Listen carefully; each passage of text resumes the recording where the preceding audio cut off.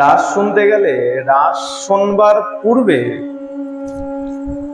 কাম আর প্রেম এই দুটো বিষয়কে ভালো করে আগে বুঝতে হবে। কেন বলে দেখো, রাস চাইলাম আর শুনতে বসে পড়লাম, তা কিন্তু যদি এই দুই বিষয়ের মধ্যে তফাৎ কোথায়, ব্যবধান কি, পার্থক্য কি যদি না জানা থাকে, তাহলে সেই মন নিয়ে যদি রাস শুনে নাও তাহলে তাতে অপরাধ হবে, অন্য কিছু হবে না। সবার প্রথমে জানা দরকার কাম আর প্রেম কি। আমরা যেটা শুনতে চলেছি যে রাসলীলা, সেখানে প্রেম আছে, কাম নাই।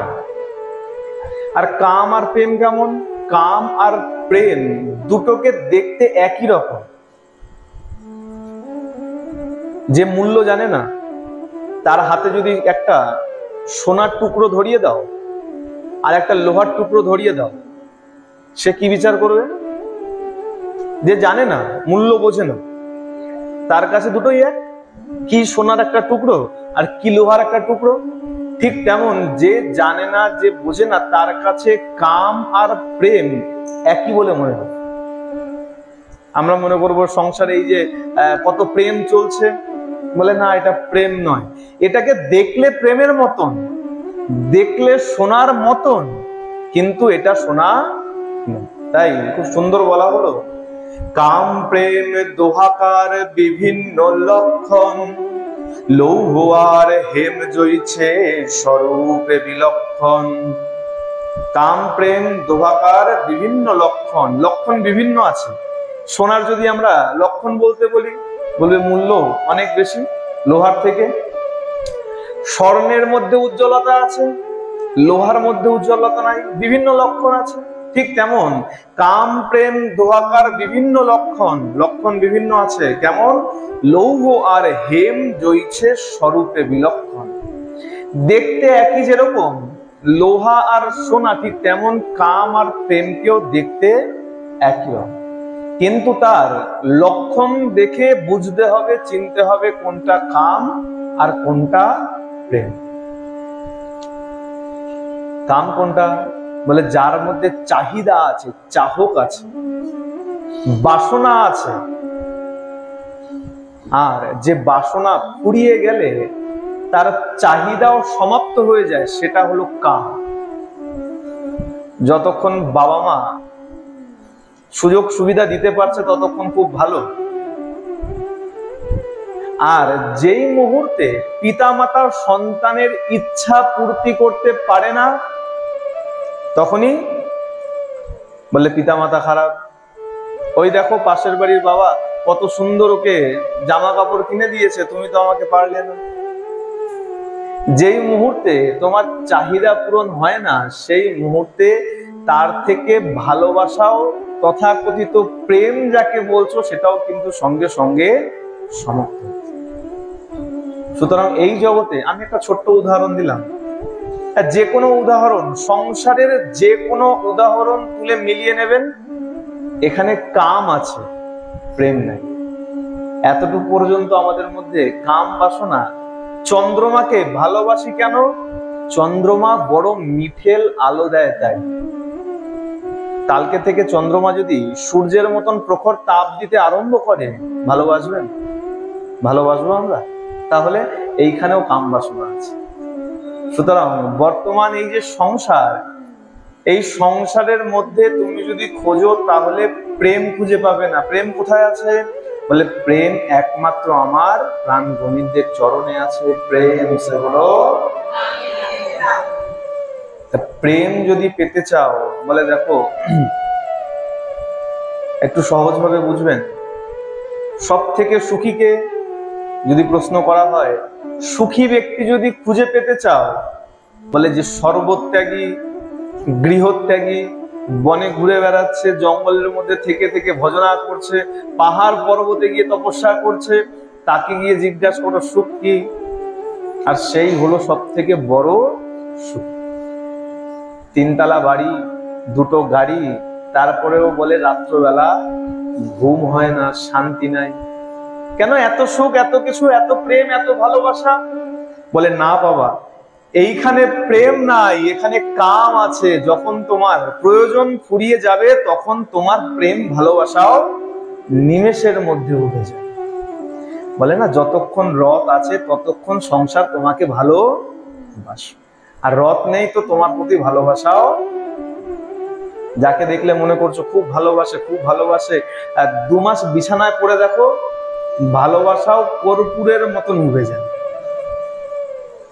আর গোবিন্দ বলছে, কেউ যদি ভুল করেও 1 গণ্ডূষ জল আর একটা তুলসী গোবিন্দায় নম বলে একবারের জন্য দিয়ে দেয়, সে ভালোই আমাকে ভুলে যাক, আমি কখনো তাকে ভুলতে পারি। তাহলে প্রেম কোথায়? এই সংসারে প্রেম নাই। প্রেম যদি পাও আমার প্রাণ গোবিন্দের চরণেই প্রেম পাও। এই দুটো বস্তুর মধ্যে পার্থক্য না বুঝে যদি রাসমণ্ডলীর মধ্যে উপস্থিত হও, রাসস্থলীতে উপস্থিত হও, তাহলে বড় অপরাধ হয়ে যাবে। কেন? আমরা মনে করবো এখানেও প্রেম নয়, এখানেও কাম চলছে, আর তাতেই গিয়ে বড় অপরাধ। আজকে দেখুন, এই আমাদের সবার মুখে মুখেই চলে, তাই না? এই রাস মানেই শারদ চন্দ পবন মন্দ বিপিনে ভরল কুসুম গন্ধ রে, আহারে আহারে আহারে। রাস মানে এই গান আমাদের সবার মুখে মুখে, কিন্তু রাসের যদি কীর্তন হয়, এই নামের আসরের মধ্যেও রাস হয়, সেখানেও যদি এই কীর্তন যদি না হয়, মনে হয় যেন রাস অসম্পূর্ণ রয়ে গেছে। হয় না, এক একটা উৎসবের এক একটা কীর্তন, এক একটা গান, এক একটা ধ্বনি বিশেষ থাকে, যে সেই ধ্বনি ছাড়া, সেই কীর্তন ছাড়া, সেই নাম ছাড়া, সেই গান ছাড়া সেই উৎসব যেন সম্পূর্ণ মনে হয়। ঠিক তেমন রাসেও এই কীর্তন ছাড়া, এই সঙ্গীত ছাড়া রাস মনে হয় যেন অসম্পূর্ণ হচ্ছে। রাসও করলেন আমার প্রাণ গোবিন্দ সুখদেব গোস্বামীপাদ পরীক্ষিত মহারাজকে এই রাসের প্রসঙ্গ শোনাচ্ছেন, খুব ভালো করে শুনবেন। প্রথমেই বললেন, ভগবান পিতা রাত্রি শারদোত ফুল্ল মল্লিকা বিক্ষোরন্তম মনশ্চক্রে যোগ মায়া উপাশ্রিত। একটু মন দিয়ে শুনতে হবে। সুখদেব গোস্বামীপাদ প্রথম শব্দই লাগালেন ভগবান ও পিতা রাত্রি। রাস বলবার প্রসঙ্গের শুরুতেই শব্দ আসলো ভগবান ও পিতা রাত্রি। ভগবান শব্দ আসলো কেন? সুখদেব গোস্বামীপাদ একটু ইশারা করে বুঝিয়ে দিতে চাইলেন যে সবাই ভালো করে শোনো, এখানে আমরা কোনো সাধারণ মানুষের কথা শুনতে বসিনি। তাহলে কার?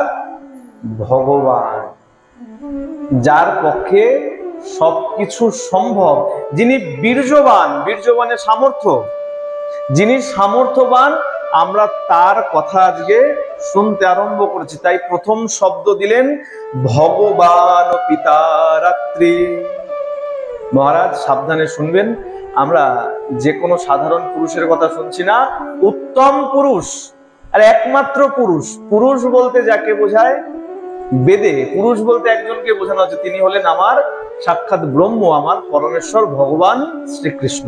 বলে তাহলে আমরাও পুরুষ নই, দেখতে পুরুষের মতো, কিন্তু পুরুষ প্রকৃতপক্ষে একজনই, তিনি হলেন আমার প্রাণ গোবিন্দ।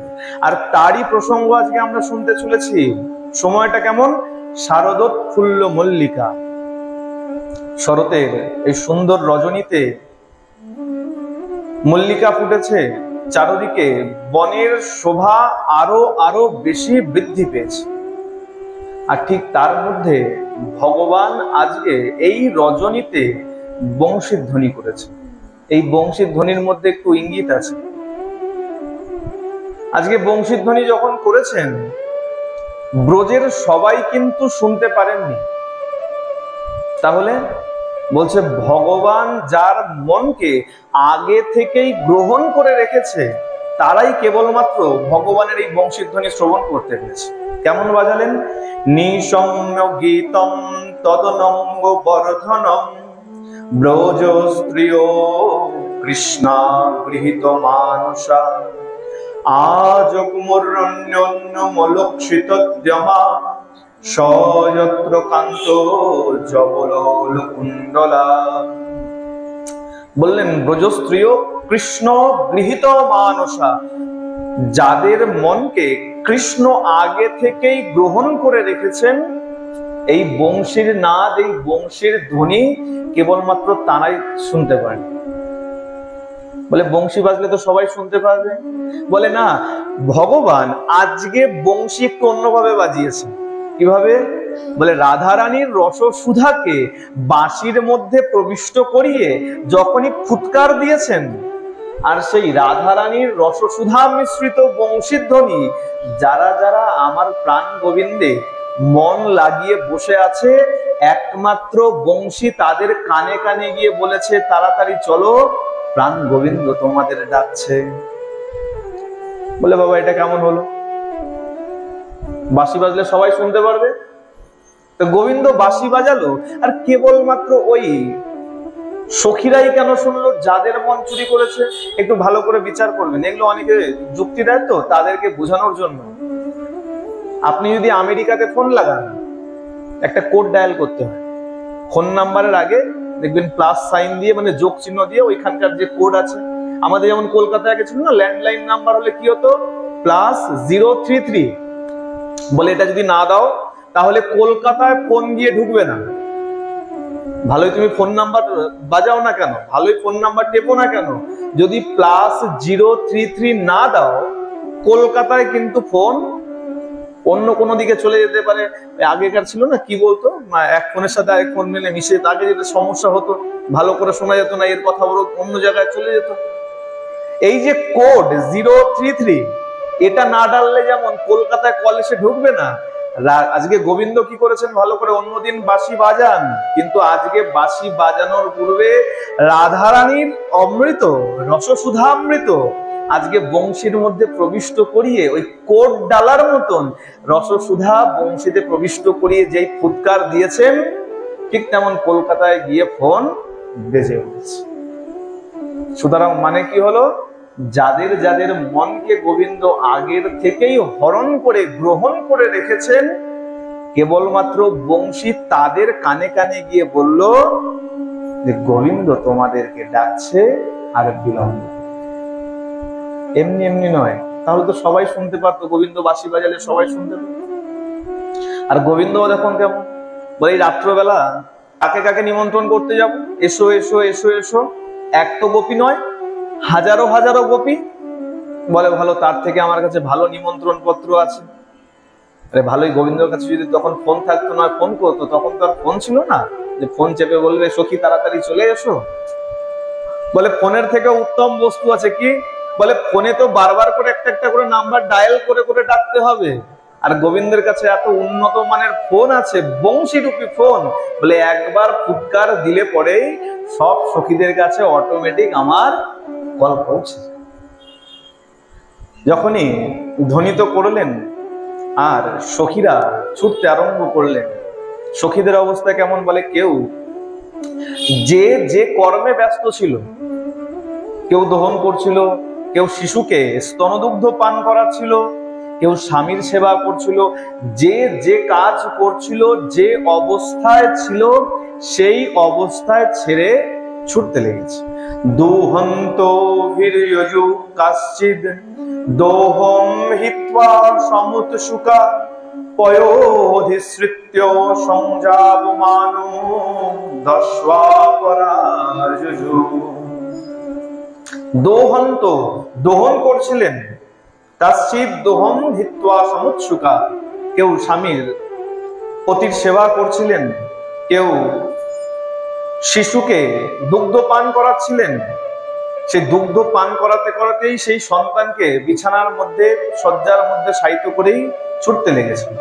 কেউ স্বামীর সেবা করছিলেন, স্বামীর সেবা সেইখানেই ছেড়ে দিয়ে ছুটতে লেগেছেন। সংজাব, সংজাব মানে গমের এক ধরনের দানা, সেই দানা থেকে কেউ আহার উৎপন্ন করছিলেন, পাক করছিলেন, ওই সেই আহারকে উনুনের ওপরে সেই অবস্থায় রেখেই ধাবিত হয়েছেন। আর কেউ যাবেন বলে প্রস্তুতি নিচ্ছিলেন। কেউ হয়তো এক চোখে কাজল দিয়েছে, আরেক চোখে কাজল দেওয়া হয়নি, আর বংশীধ্বনি হয়ে গেছে এর মধ্যে, কিন্তু আর সময় নাই। শ্যাম যখন ডেকেছে আরেক চোখে ভালোই আমি পড়ি আর না পড়ি, কিন্তু ডাক যখন এসে গেছে আর মুহূর্ত কালো বিলম্ব করা। ভগবান ওই মেকি সাজ পছন্দ করে। এই যে রামায়ণে একটা প্রসঙ্গ পাওয়া যায়, ভগবতী সীতার যে অগ্নি প্রবেশ হয়েছিল, এখানে খুব সুন্দর একটা প্রসঙ্গ পাওয়া যায়। যখন রাম রাবণের যুদ্ধ সাঙ্গ হয়েছে, সীতাকে আনবার জন্য সবাইকে পাঠিয়েছে, যাও গিয়ে তোমরা তোমার মাকে নিয়ে এসো। এখন রামের অনুচরেরা মা সীতাকে গিয়ে বলেছে যে আচ্ছা মা, এত বছর পরে তুমি যাবে, এভাবে গেলে ভালো লাগবে, একটুখানি যদি সাজগোজ করে পরিষ্কার পবিত্র হয়ে যাও তাহলে মনে হয় ভালো হতো। সীতা দেবী কি করেছেন, ভালো করে পবিত্র হয়ে, স্নান করে পবিত্র হয়ে সুন্দর করে সেজে তারপরে গিয়ে রামচন্দ্রের কাছে দাঁড়িয়েছে। আর দাঁড়ানো মাত্রই রামচন্দ্র কিন্তু সীতা দেবীর দিকে তাকায়, বলো আচ্ছা বেশ, এত বছর পরে মিলন হবে, দেখা হবে, আর তুমি যখন এতই সেজে গুজে, মানে তুমি ধৈর্য রাখতে পারলে যে এতক্ষণ যখন সময় গেছে আর একটু সময় যাক, আমি সেজে আসি, আমি তো ধৈর্য রাখিনি, সেজে যখন আসতে পেরেছো, স্নানের দ্বারা যখন পবিত্র হয়েছো, চিন্তা করেছো, তাহলে তোমাকেও আরো বেশি করে পরীক্ষা দিয়ে তারপরেই পবিত্র। অর্থাৎ ভগবান এই বাহ্যিক সাজকে কখনো প্রাধান্য দেন। তোমার ভেতরের সাজটা কেমন, মনটা তোমার কেমন, সেটাই হলো ভগবানের প্রকৃত দেখার বিষয়।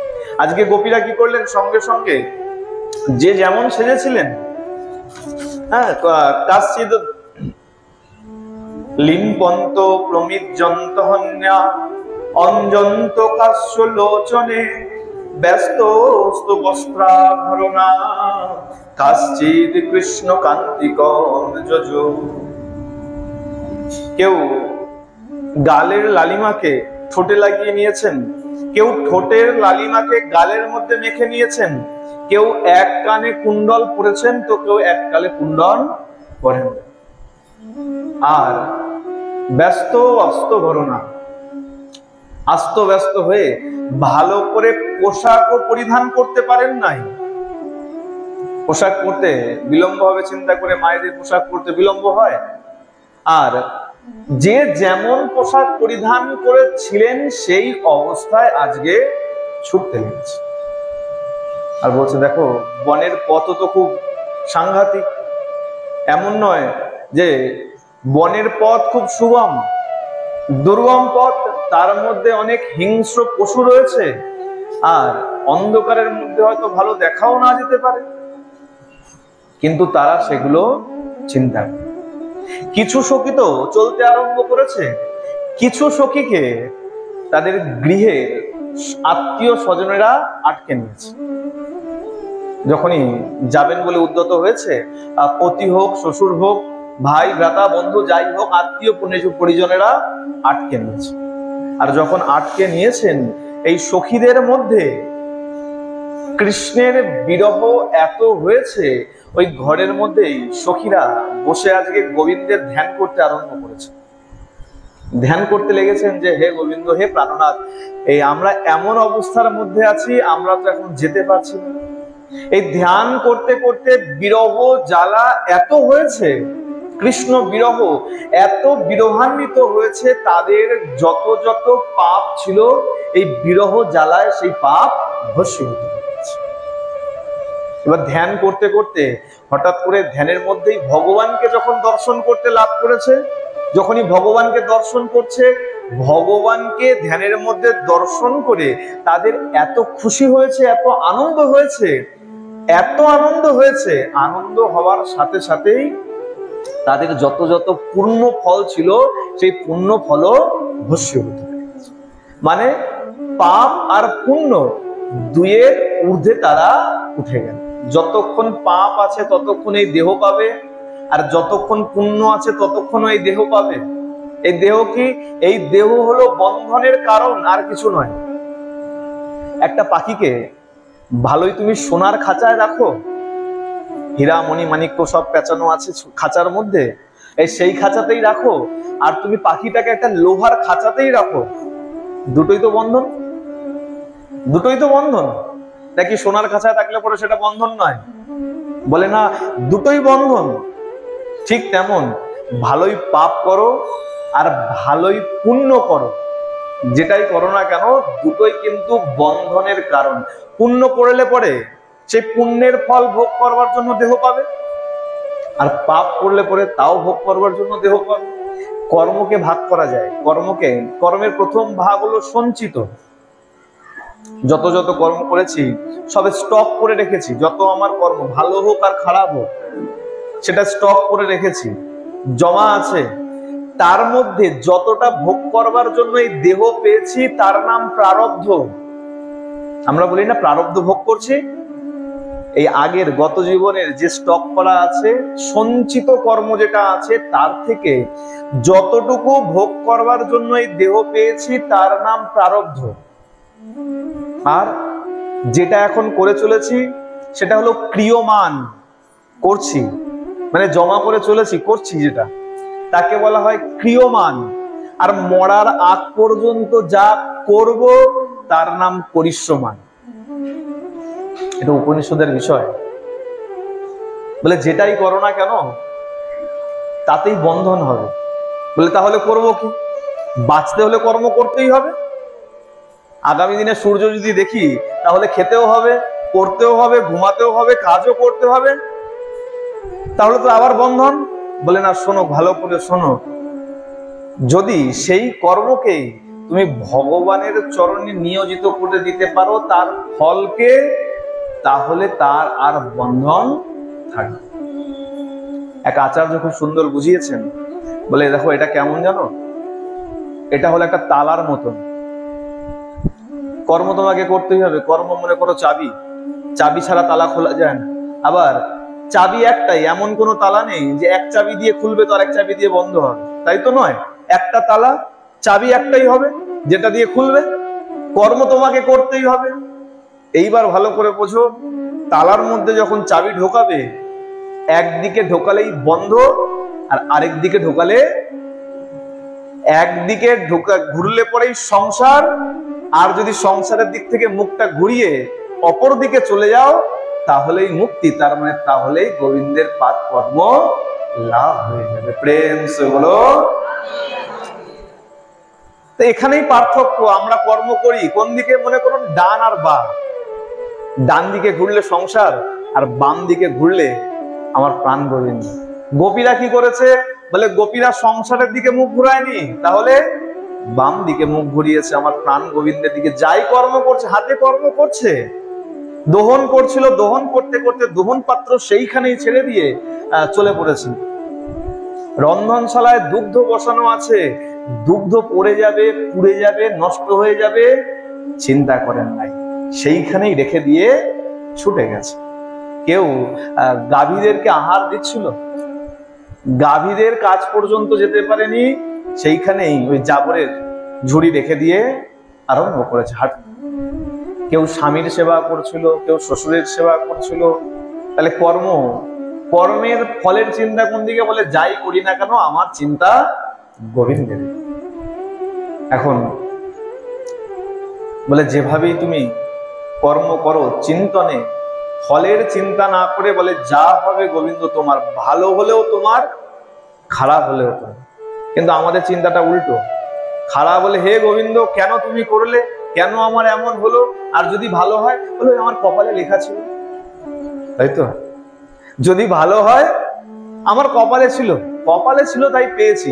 আর যদি খারাপ হয়, হে ভগবান কেন তুমি করলে, তাই না? আজকে সখীরা কি করছেন? সখীরা দেখুন, সখীরা চিন্তা করেননি যে আমাকে দেখতে কেমন লাগে। বাইরের সাজ ভগবান দেখে না। যেমন পারলেন, যে যেমন অবস্থায় ছিলেন, আজকে যেতে লেগেছেন। যারা ঘরে আটকা পড়ে গেলেন, আটকা পড়ে গিয়ে ভগবানের বিরহে বিরহান্বিত হয়ে পাপ ভস্ম হয়ে গেল। আর ভগবানকে আবার ধ্যান নেত্রে দর্শন করে সুখ এত অনুভব হলো, যত পুণ্য কর্ম ছিল সব নষ্ট হয়ে গেল। পাপ পুণ্য যখন নষ্ট হয়ে গেল, সুতরাং এই দেহের বন্ধনে থেকে যখন মুক্ত হয়ে গেলেন, তারা আত্মরূপে সোজা গিয়ে রাসস্থলিতে উপস্থিত। এই পার্থিব দেহ নিয়ে নয়, অপার্থিব দেহ নিয়ে একদম সাক্ষাৎ রাসস্থলিতে গিয়ে উপস্থিত হয়েছে। শঙ্করাচার্যের একটা খুব সুন্দর প্রসঙ্গ আছে। এক সময় এক নারীর সঙ্গে তর্কে বসেছেন। পণ্ডিতের পত্নী ছিল, পণ্ডিতানি। তর্ক করতে করতে, তর্কের ধারা এরকমই হয় যে তর্ক করতে করতে অপর যার সঙ্গে তর্ক হচ্ছে সে কোন বিষয়ে জানে না, তাকে ঠিক সেইখানে এনে দাঁড় করাতে হবে, তাহলেই আমি জয়ী হয়ে যাব। তর্ক করতে করতে রমণী, ওই নারী কি করেছে, শঙ্করাচার্যকে কাম শাস্ত্রের মধ্যে এনে দাঁড় করিয়ে দিয়েছে। কাম শাস্ত্রের প্রসঙ্গ চলে এসছে। এখন তিনি নৈষ্ঠিক সন্ন্যাসী ছিলেন, কাম শাস্ত্রের কি জানবেন? সংসার করেনি, বিবাহ করেনি কখনো, কাম শাস্ত্রে তিনি কি জানবেন?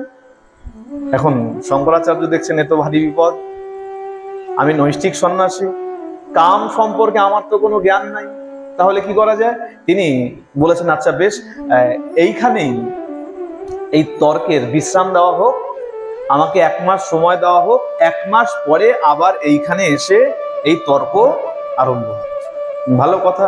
ওই রমণী চিন্তা করেছে, ইনি বাবাজি সন্ন্যাসী, বাবাজি ইনি তো না বিবাহ করবে, হ্যাঁ, আর বিবাহ যদি না করে কাম প্র্যাকটিক্যাল বুঝতে পারবে না, বই পড়ে আর কত জানবে, আর কি আর এমন করবে, বেশ 1 মাস সময় নিই। সময় দিয়ে দিয়েছে, 1 মাস সময়।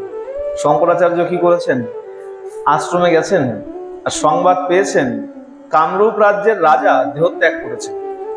শঙ্করাচার্য চিন্তা করছেন, এই সন্ন্যাস বলো, গার্হস্থ্য বলো, বানপ্রস্থ বলো, যত যত ধর্ম আছে, এই সব ধর্ম এই দেহের, মনের কোনো ধর্ম নয়।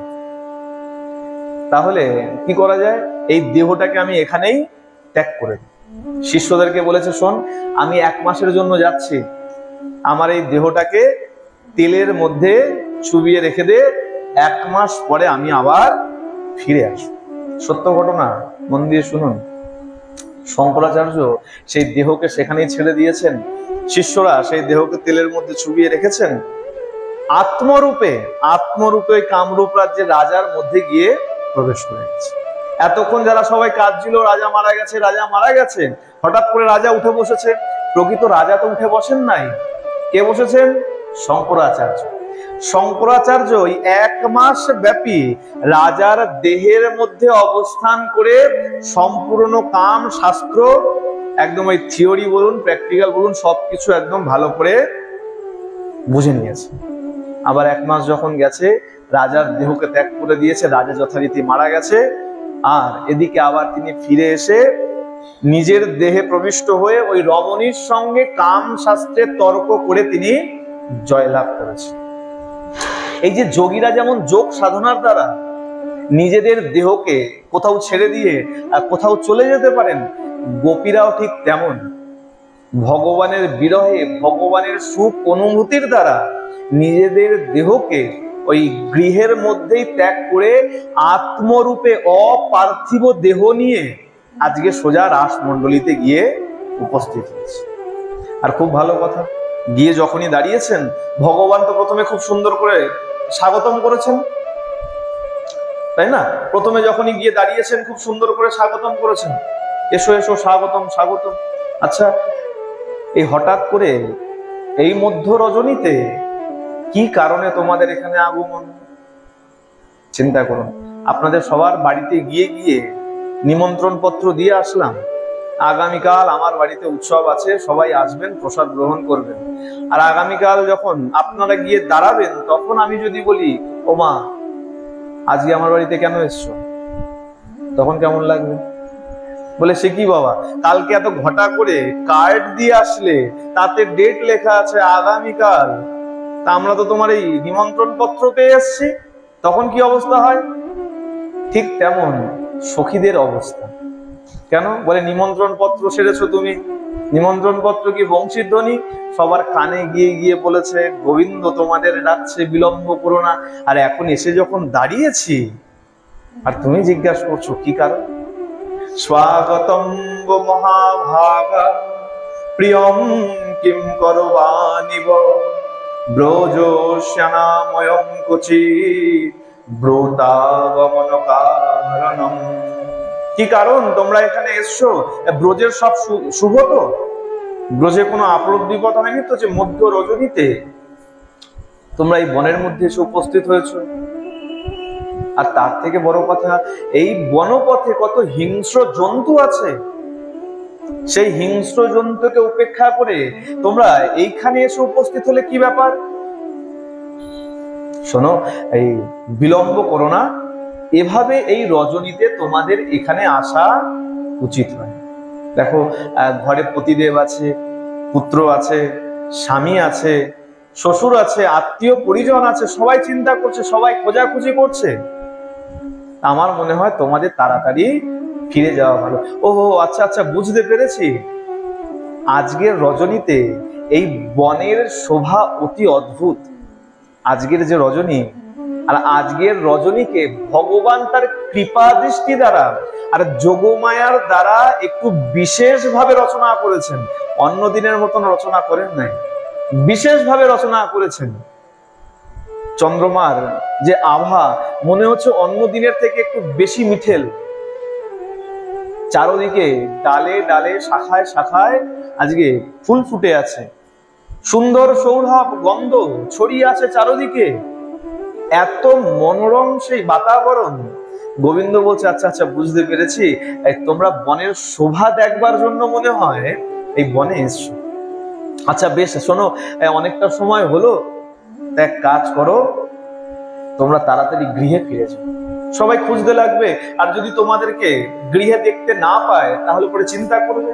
মাতরম পিতরম পুত্রা ভ্রাতর পতয়স্যবং বিচিন্তন্তিহা পশ্যন্ত মাম ক্রীড়ম বন্ধু সাধ্বসং। মাতা পিতা পুত্র সবাই চিন্তা করবে, সবাই খুঁজতে লাগবে, তোমরা যত তাড়াতাড়ি সম্ভব তোমরা ফিরে যাও। আর শোনো, পতিব্রতা নারীদেরকে এভাবে কখনো গৃহ ত্যাগ করে আসা উচিত নয়। পতিব্রতা নারী যারা, পাতিব্রত ধর্ম যারা পালন করে, স্বামীকে এইভাবে ছেড়ে এমন রাত্র বেলায় এত গহীন বনে আসা উচিত নয়। বলে স্বামী যদি মহাপাতকী না হয়, ভালো করে শুনবেন, এখন তো বর্তমানে যুগ, খালি কলমের খোঁচা দিয়ে ডিভোর্স লিখে দিলে ডিভোর্স হয়ে যায়। আমাদের সনাতন ধর্মের ডিভোর্স শব্দের কোনো মানে নেই। এই শব্দটা কোথাও খুঁজে পাওয়া যায়। ইংরেজিতে ডিভোর্স, বাংলায় আমরা যদিও একে বাংলা করে দাঁড় করিয়েছি বিবাহ বিচ্ছেদ, সনাতন ধর্মের কোন শাস্ত্রে এই শব্দের উল্লেখ পাওয়া যায়। এখন ভগবান কি বললেন? স্বামী যদি একমাত্র মহাপাতকী হয় সেক্ষেত্রেই স্বামীর ত্যাগ করা যায়, নচেত স্বামীকে কখনো ত্যাগ করা যায় না। কি বলছেন? দুঃশীল চরিত্র যদি খারাপ হয়, দুঃশীল দুর্ভোগ বৃদ্ধ জড় রোগ ধন পিবা, যদি দুঃশীল হয়, চরিত্র খারাপ হয়, দুর্ভাগা যদি হয়, ভাগ্য যদি খারাপ হয়, ধনহীন যদি হয়, রোগগ্রস্ত যদি হয়, দেখতেও যদি কুৎসিত হয়, তথাপিও স্বামীকে ত্যাগ করা উচিত। কেবলমাত্র মহাপাতকী বলতে একটা সামান্য কথা বলি, মনে করো কেবলমাত্র সাধুর নিন্দা করে, সাধুর নিন্দা হলো মহাপাতকের মধ্যে। সাধুর নিন্দা, গুরুর নিন্দা, এগুলো সব মহাপাতকের মধ্যে পড়ে, শুধু পাপের মধ্যে পড়ে না, মহাপাপের মধ্যে পড়ে। গুরু নিন্দা করা কখনো উচিত নয়। গুরু ভালোই আমার হোক কি আপনার হোক, গুরু নিন্দা করা কদাপি উচিত নয়। বৈষ্ণবের নিন্দা কদাপি উচিত নয়। ভালোই বৈষ্ণব, অনেকে আমরা বলি না বৈষ্ণবের মতো দেখতে, বৈষ্ণবের আচরণ করে না। আরে বেশ যখন নিয়েছে ভালোই, তার মধ্যে যে আচরণ থাক আর না থাক, ভগবান আমাকে বিচার করবার জন্য পাঠায়। ভগবান আমাকে পাঠিয়েছে, তুমি ভজন পূজন করো, আমার প্রিয় কর্ম করো, আর আমার কাছে ফিরে আসো। আর তার পরিবর্তে আমি কি করি? ওই সাধুর ওই দোষ আছে, ওই সাধু এমন ভাবে মালা করে, ওই সাধু এমন ভাবে বসে আহার করে। না, এইসব কিন্তু মহাপাতকের মধ্যে পড়ে যাবে, মহাপাপ হয়ে যাবে। সাধু গুরু বৈষ্ণবের নিন্দা করা মহাপাপ হয়ে যাবে। আর ভগবান বললেন মহাপাতকই যদি হয় একমাত্র সেই ক্ষেত্রেই স্বামীর ত্যাগ করা যায়, নচেত স্বামীর ত্যাগ করতে নাই। আর তোমরা পাতিব্রত ধর্ম পালন করো। আচ্ছা শোনো, একটা গ্রামে এক ব্রাহ্মণ ছিলেন, আর অগ্নিষ্টম যজ্ঞ করতেন, সবসময় গৃহে যজ্ঞ চলতো। একদিন বনের থেকে কাঠ সংগ্রহ করে গৃহে যখন এসছে, ঘরে তার একটা ছোট্ট সন্তান ছিল আর পত্নী ছিল। কাঠ সংগ্রহ করে এসছে আর এত পরিশ্রান্ত ছিলেন, এই দাওয়ায় বারান্দায় তার পত্নী ব্রাহ্মণী বসেছিল, কাঠের বোঝা ওই ব্রাহ্মণ বাইরে নামিয়ে রেখে এত শান্ত ছিলেন, ওই বারান্দায় গিয়ে ওই পত্নীর কোলে মাথা দিয়েই বিশ্রাম নিতে লেগে গেছে। পত্নীর কোলেই মাথা দিয়ে শুয়ে পড়েছেন আর ঘুমিয়ে পড়েছে। শান্ত ছিলেন, ক্লান্ত ছিলেন, ঘুমিয়ে পড়েছে। আর হঠাৎ করে এই ব্রাহ্মণী দেখতে পাচ্ছে তার ওই কোলের যে ছোট্ট সন্তান, সে হামাগুড়ি দিতে দিতে যজ্ঞ কুণ্ডের দিকে চলেছে। আর অগ্নিষ্টম যজ্ঞ, সবসময় যজ্ঞের মধ্যে আগুন জ্বলছে, সবসময় জ্বলছে, আগুন নিভছে না অগ্নিষ্টমের মধ্যে। এখন সন্তান যখন ওদিকে হামাগুড়ি দিতে দিতে যাচ্ছে, সন্তান তো আর জানে না কি আগুন কি জল, কার কি গুণ আছে। ছোট্ট সন্তান যে হামাগুড়ি দেয়, তার আর কি বোধ।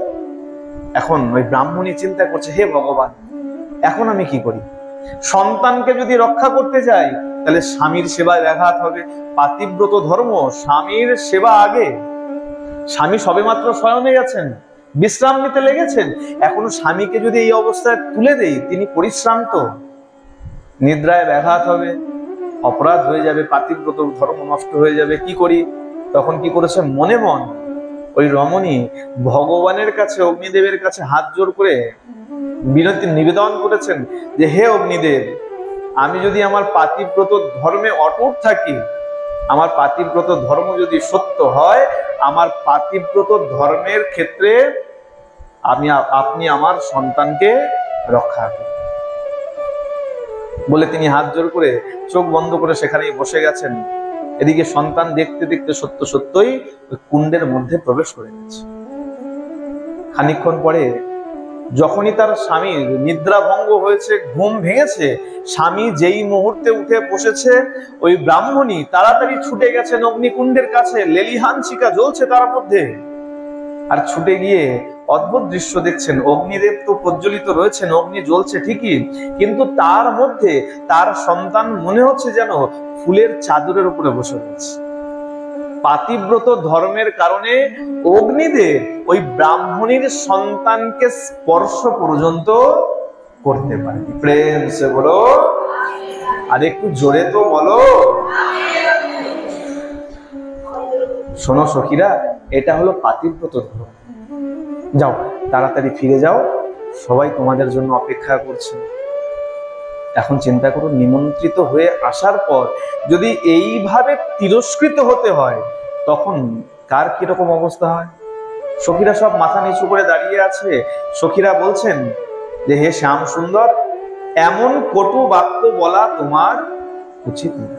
এক তো আমাদেরকে ডেকে নিয়ে এসছো, আর ডেকে আনার পর এমন কটু বাক্য তোমার শোভা পায় না কেন? বলে কেন, আমি কি কটু বাক্য বলতে পারি না? বলে না, তোমার সব সুন্দর, অধরম মধুরম বচনম মধুরম, সবই মধুর। পদে যা যা বলা হয়েছে সবই মধুর। তোমাকে দেখতে মধুর, তোমার হাসি মধুর, তোমার চলা মধুর, তোমার বলা মধুর। তা তোমার বলা, তোমার কথা যদি মধুরই হবে, এত কটু বাক্য আমাদের বলা উচিত। আচ্ছা, তাহলে আমার কি করা উচিত? বলে যে কারণে ডেকেছো সেই কর্ম করা উচিত। আচ্ছা বেশ। এখন সখীরা কিছু বলতে পারছেন না, বারবার গোবিন্দ একই কথা বলছে, এত রাত্র বেলায় এভাবে তোমাদের থাকা উচিত নয়। কেন? গোবিন্দ বারবার পরীক্ষা করে দেখছে যে সত্যি যদি আমার প্রতি ভালোবাসা না নিয়ে আসে, আমি যদি সংসারের লালসা দেখাই তাহলে ঠিক ফিরে যাই।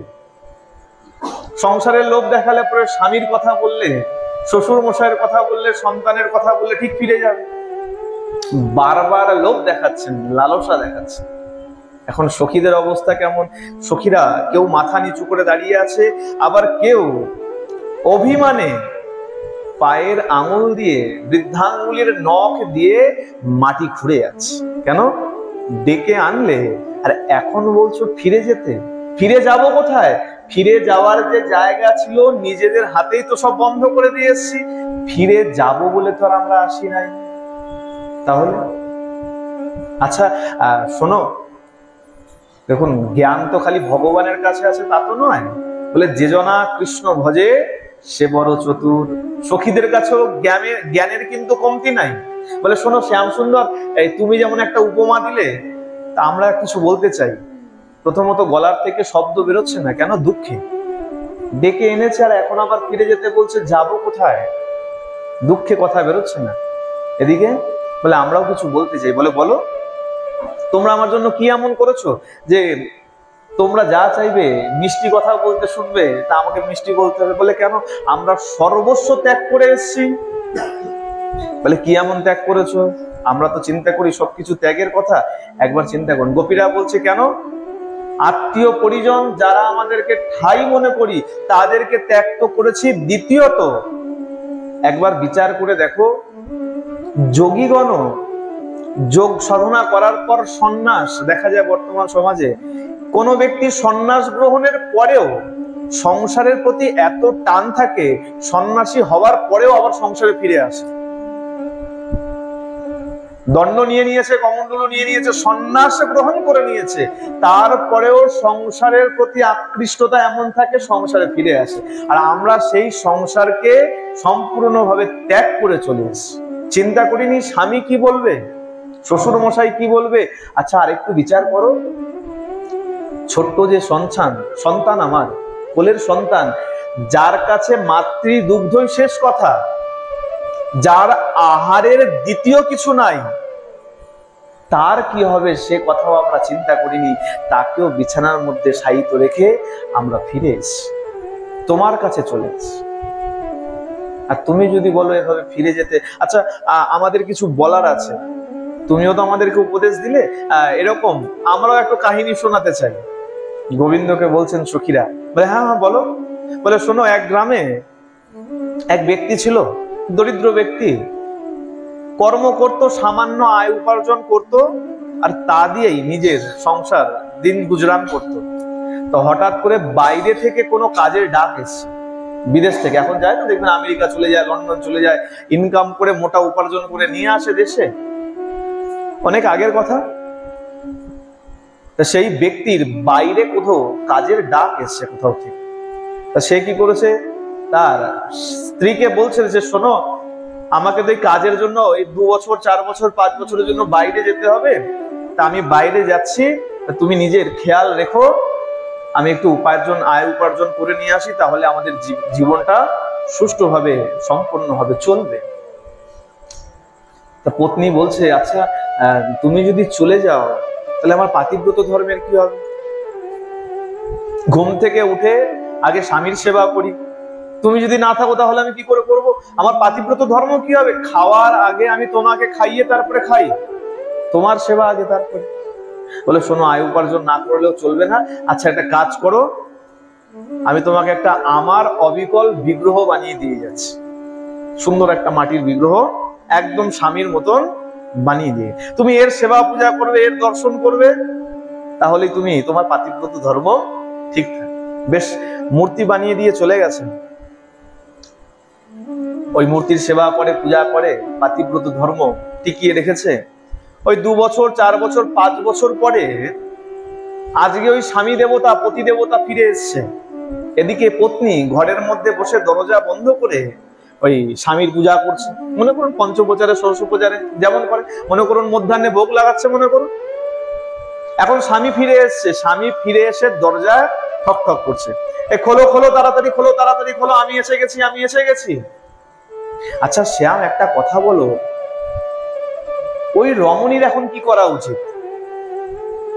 রমণী কি ঘরে বসে বসে ওই যে মাটির যে বিগ্রহ ছিল স্বামীর, তার সামনে বসে বসেই পূজা করবে, নাকি দরজা খুলে তার প্রকৃত স্বামীকে গৃহে নিয়ে এসে বাকি পূজা সম্পন্ন করবে? কি করবে? গোবিন্দ বলে, এটা আবার প্রশ্ন হলো নাকি? এই প্রশ্নের উত্তর সবাই দিতে পারে, আমাদের বললেও আমরা দিয়ে দিতে পারবো, তাই তো? বলে এর আবার প্রশ্ন হলো? বলে তাড়াতাড়ি ওই রমণী তাড়াতাড়ি যাবে, দরজা খুলবে, আর তার প্রকৃত বাস্তব স্বামীকে ঘরে নিয়ে এসে বাকি পূজা সম্পন্ন। যেই বলেছে, সখীরা সব জয় হো জয় হো জয় হো করতে লেগেছে। বলে, আরে সখী, এই এতক্ষণ তো তোমাদের মধ্যে বিষাদ ছিল, হঠাৎ তোমাদের মধ্যে এত আনন্দ কি করে হলো? কি ব্যাপার? বলে, আমাদের প্রশ্নের উত্তর আমরা পেয়ে গেছি। বলে, কি পেলে একটু বলো? বলে, শোনো, এই যে আমাদেরও ঘরে যে স্বামী আছে, পতি আছে, এরাও প্রত্যেকেই ওই একটা করে তোমারই বিগ্রহ স্বরূপ।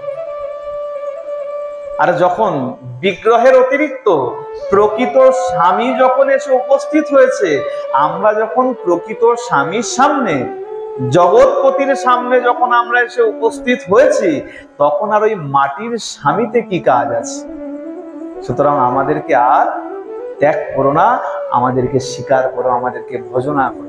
ভগবান বিষ্ণু যেমন তার ভক্তের ভজনা করে, ঠিক তেমন তুমিও আমাদের ভজনা করো। গোবিন্দ বুঝতে পারলেন যে না, পরীক্ষা এরা উত্তীর্ণ। বলে, শোনো, এই সোনার নেকলেস পরিত, কিন্তু সোনাকে একবার জিজ্ঞাসা করে দেখা উচিত যে তোমার জীবনে সুখ কতটা আর দুঃখ কতটা। বলবে, ভাই কেঁদে কেঁদেই জীবন গেছে। বলে, কেন? বলে, শ্যাকরা একবার আগুনে পোড়ায়, একবার জলে চোবায়, একবার হাতুড়ি দিয়ে ঠোকা দেয়, তাই তো? এত কিছু দুঃখ পার করাবার পর এত সুন্দর হয়েছে। ঠিক তেমন গোবিন্দ সখীদেরকে ওই শ্যাকরার মতন একটা করে পরীক্ষা নিয়ে নিয়ে তারপরে তাদেরকে উত্তীর্ণ করেছে। তারা এমনি নয়। এই সখীরা যখন গোবিন্দ বুঝতে পারলেন, তখন বললেন, আচ্ছা বলো, তোমাদের কি চাই? বলে, যে কারণে ডেকেছো আমরা সেটাই চাই। যখন বলেছেন, তখন ভগবান এক এক সখীর মনোবাসনা যার যেমন ছিল তেমন তেমন আচার ব্যবহার করতে লেগেছে। আস্তে আস্তে রাসস্থলী, যোগমায়াকে তো নির্দেশ করাই ছিল, রাসস্থলী সুন্দরভাবে আগে থেকেই সাজানো ছিল। আজকে গোবিন্দ সবাইকে নিয়ে সেই রাসস্থলীতে রাসের আনন্দ উপভোগ করতে লেগেছে। রাস করছেন, খুব সুন্দর রাস করতে লেগেছেন। আর রাস করতে করতে সখীদের মধ্যে এখন অভিমান এসে গেছে, মান এসে গেছে। কি? বলে, যিনি জগৎ অধিপতি, আর জগৎ অধিপতি হওয়া সত্ত্বেও এই আমাদের সঙ্গে আমাদের আনন্দ দিচ্ছেন, আমাদের মতন সৌভাগ্য আর কারণ নাই। যখন অহংকার এসে গেছে, গর্ব এসে গেছে। কেন? বলে, গর্ব কেন আসবে না? কখনো সখীরা নৃত্য করতে করতে গোবিন্দকে বলছে, শ্যাম, বড় ক্লান্ত হয়ে গেছি, একটু জল পান করাও। হয়তো গোবিন্দ জল নিয়ে আসছে। কেউ এত শ্রান্ত হয়ে গেছে, তাকে বাতাস করছেন। কেউ এমন অবস্থা হয়ে গেছে, নৃত্য করতে করতে কবরই খুলে গেছে, গোবিন্দ বসে বসে বেনুনি বাজছেন। তারও পায়ের মল নৃত্য করতে করতে ছুটে গেছে, গোবিন্দ পায়ের মল আটকে দিচ্ছে।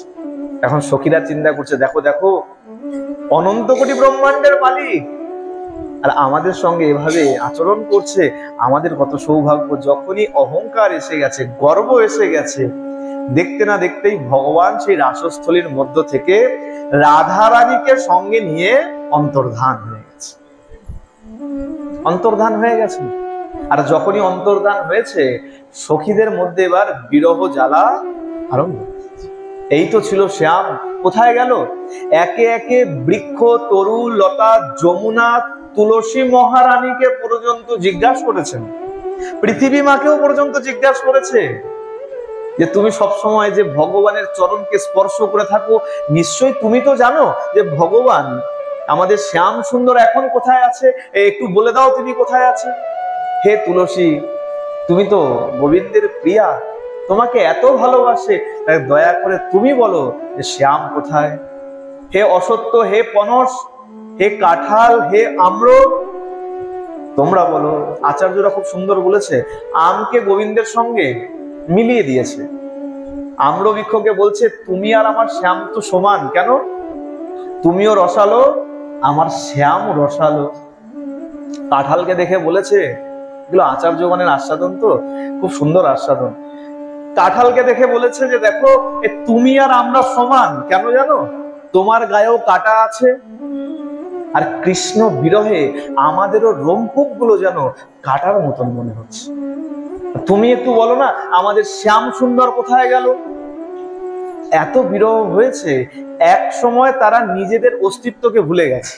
সবাই নিজেদেরকে কৃষ্ণ মনে করতে আরম্ভ করেছেন। কৃষ্ণ যে যে লীলা করেছিলেন, কোন সখী ওই এক হাত বাম হাত উঁচু করে দাঁড়িয়ে হাতের উপরে কাপড়ের পুটুলি বেঁধে নিয়ে চিন্তা করছে, আমি কৃষ্ণ, আমি গোবর্ধন উঁচু করে দাঁড়িয়েছি, এই গোপীরা সবাই এসে আমার এখানে আশ্রয় নাও। কেউ ওই অঘাসুর বধ আদি, প্রলম্বাসুর বধ, ধেনুকাসুর বধ, পুতনা বধ আদি আদি সব লীলা অনুকরণ করতে লেগেছে, অনুসরণ করতে লেগেছে। কেন? তাদের মধ্যে কৃষ্ণ স্ফূর্তি হয়েছে, মনে হচ্ছে আমি কৃষ্ণ। কিন্তু কৃষ্ণের সেই অনুকরণ করতে করতে আবার যখন তারা তাদের ভাবে বিরহে ফিরে এসছে, তারা চিন্তা করছে কোথায় গেল কৃষ্ণ। খুঁজতে খুঁজতে একটা জায়গায় এসে উপস্থিত হয়েছে, যেখানে বালুরাশির ওপরে অদ্ভুত পদচিহ্ন দেখতে পেয়েছে। বুঝতে পেরেছেন এই পদচিহ্ন অন্য কারো নয়। কেন? এই পদচিহ্নের মধ্যে বজ্র, অঙ্কুশ, জব, বিভিন্ন রথ, বিভিন্ন চিহ্ন দেখা যায়। এটা আমাদের নিশ্চয়ই শ্যাম সুন্দরের পদচিহ্ন। কিন্তু শ্যাম সুন্দরের পদচিহ্নের সঙ্গে দ্বিতীয় পদচিহ্ন কার? এমন সৌভাগ্যবতীকে যাকে শ্যাম সুন্দর তার সঙ্গে নিয়ে এসছেন। এখন খুঁজতে খুঁজতে, সবাইকে একে একে খুঁজতে খুঁজতে হঠাৎ করে এক জায়গায় গিয়ে দাঁড়িয়ে দেখছেন যে সেইখানে আর দুটো চরণ চিহ্ন নাই, একটা হয়ে গেছে। চিন্তা করছে, আচ্ছা আচ্ছা, এই যাকে সঙ্গে করে নিয়ে এসেছে হতে পারে সে আর পথ চলতে পারেনি। একটা সময় রাধারানী শ্যাম সুন্দরকে, তার মধ্যে অহংকার এসে গিয়েছিল রাধারানী, যে দেখো আমাকে কতটা ভালোবাসে, সব সখীদের ত্যাগ করে দিয়েছে কিন্তু আমাকে সঙ্গে নিয়ে এসছে। এই অভিমানে শ্যাম সুন্দরকে বলেছিল, শ্যাম আমি আর চলতে পারছি না, আমাকে একটু কাঁধে নাও। গোবিন্দ বলেছিল, আচ্ছা আচ্ছা বেশ, তাহলে এক কাজ করো, এসো আমার কাঁধে ওঠো। রাধারানী যেই মুহূর্তে কাঁধে উঠতে গেছেন, অমনি গোবিন্দ অন্তর্ধান। এরা ওই চরণ চিহ্ন, গোপীরা চরণ চিহ্ন ধরে খুঁজতে খুঁজতে আজকে এসে উপস্থিত হয়েছে রাধারানীর কাছে। মূর্ছিত অবস্থায় রাধারানী পড়ে আছেন, অচৈতন্য হয়ে পড়ে আছেন। আবার অনেক চেষ্টা করে রাধারানীর জ্ঞান ফিরিয়েছে। রাধারানীর সঙ্গে এখন গোপীরা মিলিত ভাবে বিরহ আরম্ভ করেছে। আর এই বিরহ গীতকেই আমরা গোপী গীত বলে আখ্যায়িত করেছি। গোপী গীত শুনতে পাই, বিরহে 19টা শ্লোকের মধ্যে তাদের বিরহকে প্রকাশ করেছেন। আবার খুঁজতে খুঁজতে একদম যতদূর পর্যন্ত চন্দ্রমার আলোয় আলোকিত হয়ে রয়েছে, একটা প্রান্তে এমন গেছে যার পরে অন্ধকার আরম্ভ হয়ে গেছে। ঘন অরণ্য, যেদিকে তাকালে আর কিছু দেখা যায় না। গোপীরা চিন্তা করছে হতে পারে শ্যাম সুন্দর আমাদেরকে ফাঁকি দিয়ে ওই গহীন বনের মধ্যে লুকিয়ে আছে। আচ্ছা আমরা যদি খুঁজতে খুঁজতে আবার ওই বনে যাই, আর শ্যাম যদি আরো গহীন বনের মধ্যে প্রবেশ করে যায়, না আর তাহলে যাওয়া ঠিক হবে না। চল সখী, যেখান থেকে আমরা শ্যামকে হারিয়েছিলাম আবার সেই যমুনার পারে কালিন্দীর তীরে চল, আমরা সেখানে গিয়েই শ্যামের তো শুনেছি কীর্তন করলে, গুণাগুণ করলে পরে শ্যাম সেখানে এসেই ধরা দেয়। চল আমরা সেখানে গিয়ে উপস্থিত। তারা সবাই সেই কালিন্দীর তীরে এসে, যমুনার তীরে এসে ভগবানের যখনই আবার সেই নাম গুণাগুণ স্মরণ করতে লেগেছেন, বিরহে ক্রন্দন করতে লেগেছে, ভগবান আর থাকতে পারে। ভগবান বলেছেন না নারদকে, নাহং তিষ্ঠামি বৈকুণ্ঠে যোগিনাং হৃদয়ে নচ মদ ভক্তা যত্র গায়ন্তি তত্র তিষ্ঠামি না। ভগবান এসে দর্শন দিয়েছেন, আর যখনই দর্শন দিয়েছেন সখীদের অবস্থা কেমন হলো? মনে করো একটা সব মানে মৃতদেহ শুয়ে আছে, হঠাৎ করে প্রাণ যদি সঞ্চার হয় তাহলে যেমন হয় হট করে লাফ দিয়ে উঠে বসে পড়ে।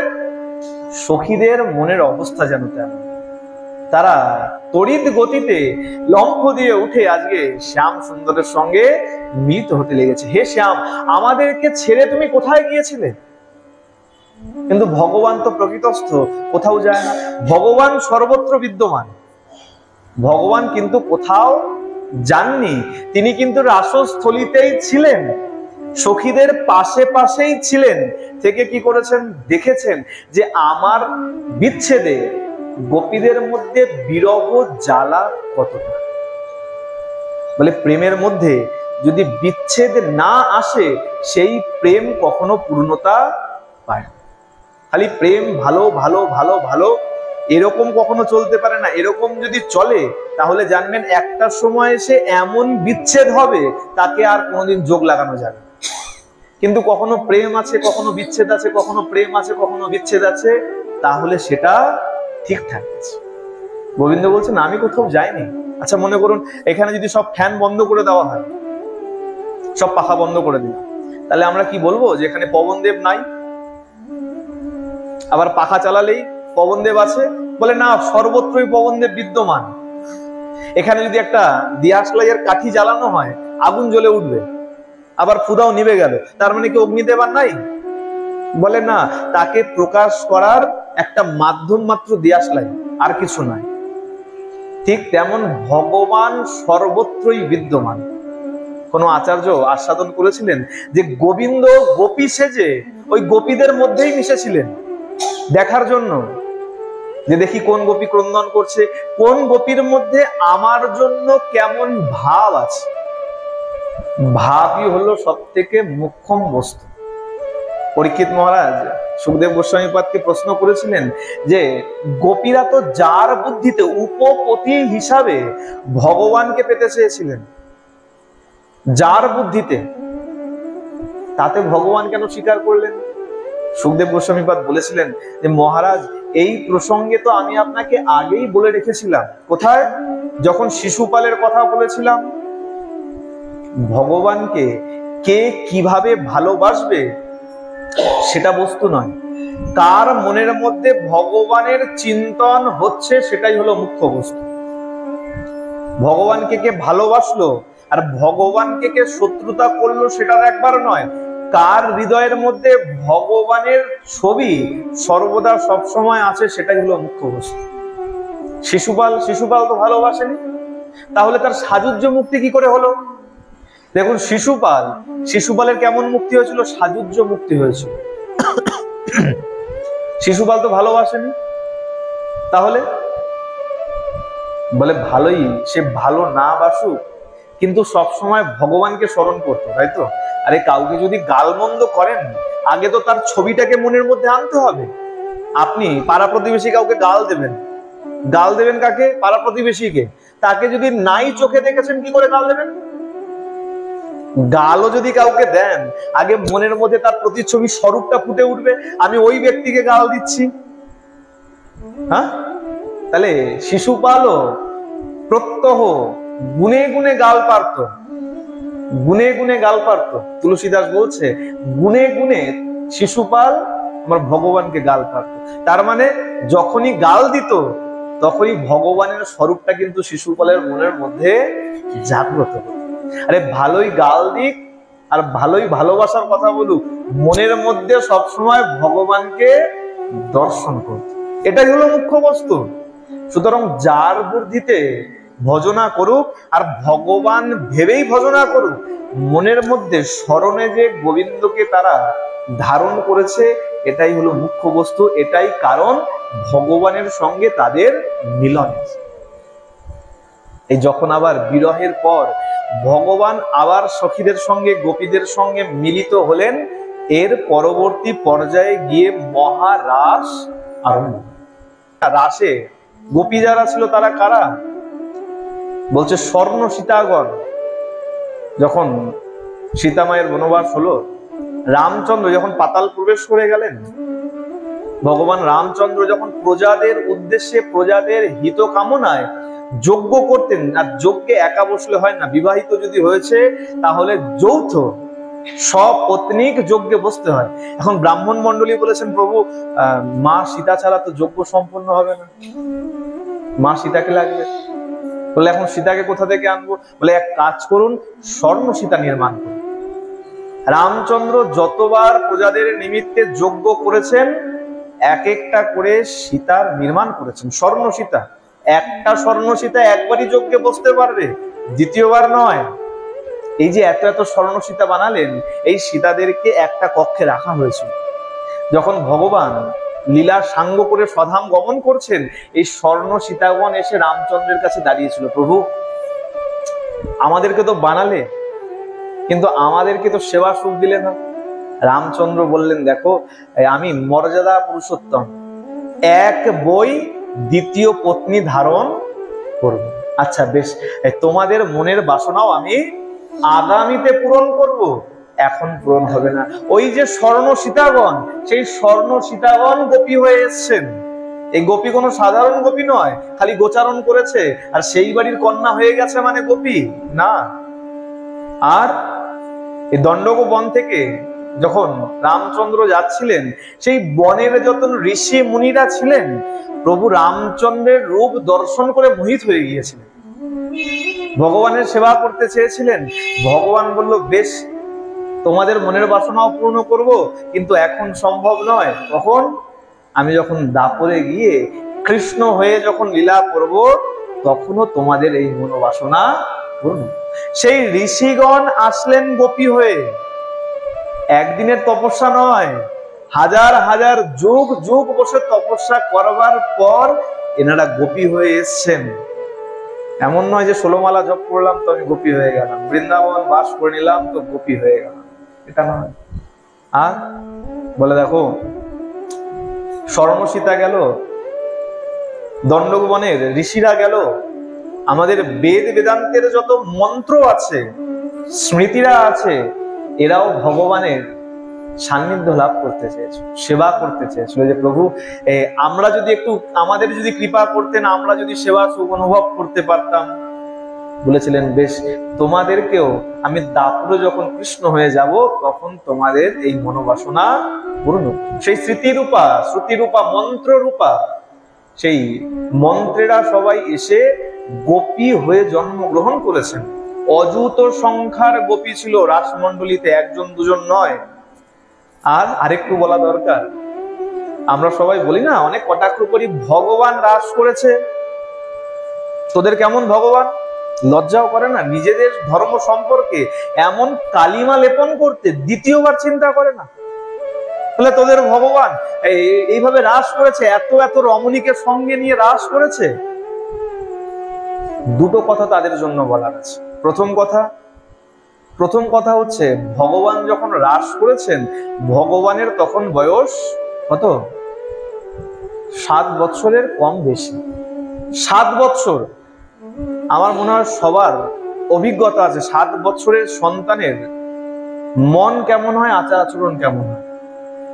একবার বিচার করুন তো, 7 বছরের সন্তানের মধ্যে কিসের কাম বাসনা থাকতে পারে?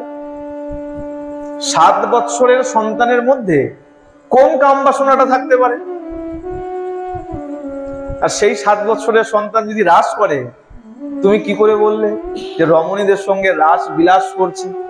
আচ্ছা বেশ ভালো কথা, তোমার যখন এত গা জ্বলছে, তুমিও রাস করো। রাসের মধ্যে গোপীর বয়স কত ছিল সেটা একবার জেনে নাও। 9 থেকে শুরু করে 90 বছরের ঠাকুমা পর্যন্ত গোপী ছিল।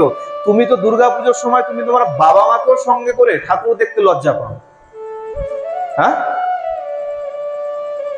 রাস্তায় ফুচকার দোকানে তোমার বৃদ্ধ মাকে, বৃদ্ধ ঠাকুমাকে সঙ্গে করে নিয়ে গিয়ে দাঁড়িয়ে খাবার খেতেও লজ্জা পাও যে বুড়িকে নিয়ে রাস্তায় বেরোবো। আর সেখানে আমার গোবিন্দ রাস করেছেন তাকে নিয়ে। 9 থেকে শুরু করে 90 বছরের বয়স্কা বৃদ্ধা ঠাকুমা পর্যন্ত গোপী ছিল। মনে করুন দাঁত পর্যন্ত নাই। আরে যদি কাম বাসনাই হবে, তাহলে বৃদ্ধার সঙ্গে কি করবে? তোমাদের লজ্জা করে না যে গোবিন্দকে নিয়ে তোমরা পর্যন্ত এত কটু বাক্য বলে দাও? একবার বিচার করো না, কোথায় কাম আর কোথায় প্রেম? যদি কামই হবে, তাহলে যুবতী গোপীদেরকে নিয়ে থাকতো, অত বয়স্ক ঠাকুমা সমান গোপীদেরকে নিয়ে কি দরকার ছিল? সুতরাং এই বিচারের মধ্যে আমাদের কিছুটা তফাৎ আনা দরকার, আমাদের বিচারকে আগে শুদ্ধ করা দরকার। এ কারণেই প্রথমে বলে নিয়েছিলাম যে কাম আর প্রেম যদি বোঝা না যায় তাহলে রাসলীলা শুনলে পাপ ছাড়া পুণ্য কিন্তু হবে। এভাবে ভগবান সেই শরৎ উৎফুল্ল মল্লিকার রজনীতে গোপীদেরকে সঙ্গে করে সেই রাস বিলাস করলেন। ভক্ত বৎসল ভগবান কি, প্রেম সে বলো।